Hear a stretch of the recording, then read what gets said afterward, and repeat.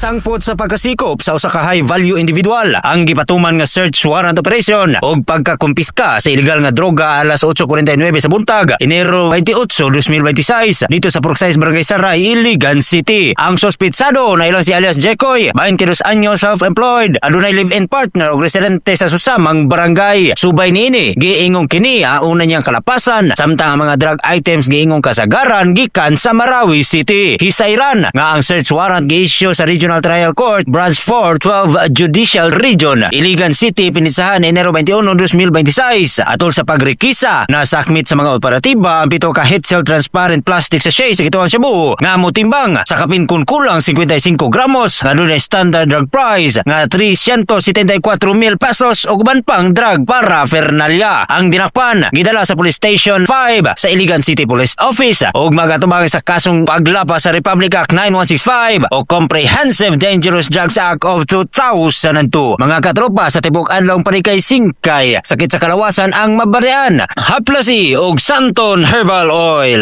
Gikan na lamang sa 11.7 XFM Bukidnon, alang sa nagiusang Pilipino para sa Pilipinas, katropang Christian Bakyugon, Egg 7 News.